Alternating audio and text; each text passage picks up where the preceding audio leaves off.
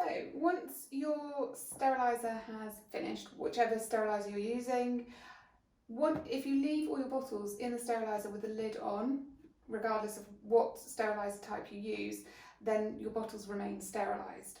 If once you take the lid off, you need to make sure that you are then making up all your bottles into sealed units so that everything is compact, and that's the way they remain sterile.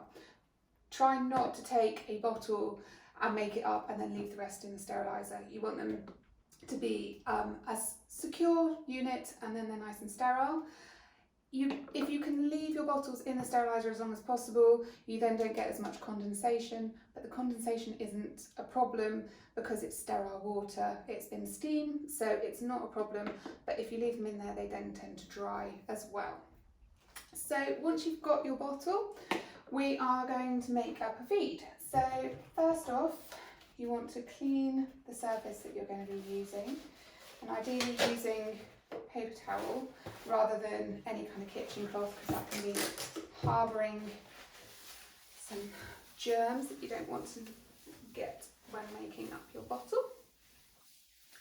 So make sure that that area is nice and clean. And then you want to make sure you're washing your hands.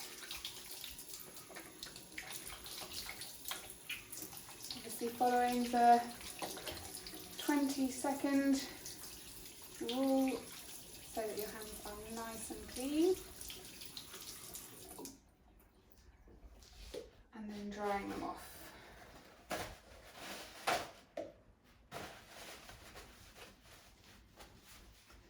Taking your nice sterile bottle, undo the unit and make sure that you put that facing so it's down so that the teat isn't on the surface. And then you have your bottle, and then face your bottle towards you so that you can see the number of mils or ounces that you're going to work with. When you're making up a bottle, you want to have your kettle at least a litre in the kettle, and you're going to boil it each time you're putting fresh water in, each time that you need to make up a bottle. And you can leave the water for up to 30 minutes and it will remain over 70 degrees. The reason it needs to be over 70 degrees is that it will kill any bacteria that might be in the powder. So must use it within 30 minutes. If you haven't, then you need to discard the water and then reboil, but always putting in a litre of water. So this kettle has now boiled. So I'm going to make up a bottle of 3 ounces, or it can be 19 mils. Always check on your milk what it suggests, and it's always got a really good feeding guide on all of them, so just check that with regards to if they're working in mils or ounces.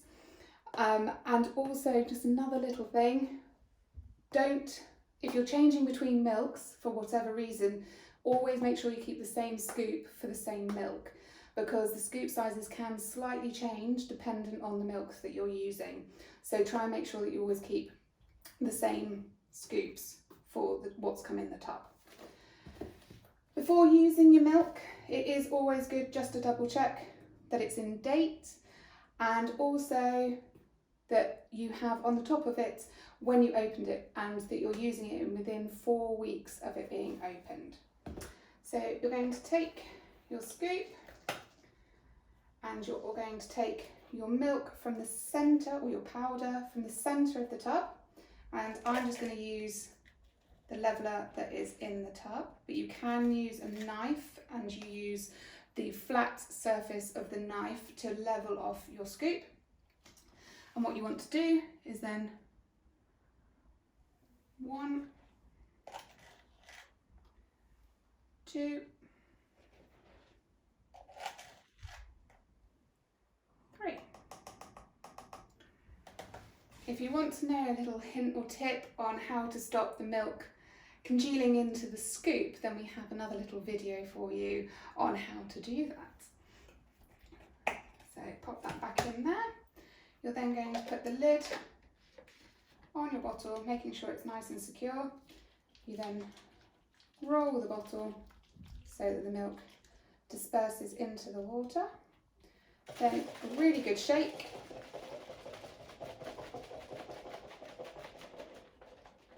And then you are likely to find that you're making up this milk and it's over 70 degrees, so that's way too hot to feed to baby. So what you would then do is run the cold water tap and gently just keep the bottle under the cold water tap until your bottle is at the ideal temperature to give to baby. If you can hear, there was lots of air coming out of that, and if I test it very often, what can happen is the milk can spray, and that normally means it's far too hot. And then what you want to do is drop the milk onto your wrist. If you can feel it and it feels hot, it's too hot for baby. When you drop it onto your wrist, you shouldn't really be able to feel that it's on there, and that normally means it's at body temperature, which is the ideal temperature for baby to take the feed. You're then going to give this to baby once it's nice and cool, and then once you're finished, make sure that you discard the leftover feed within an hour.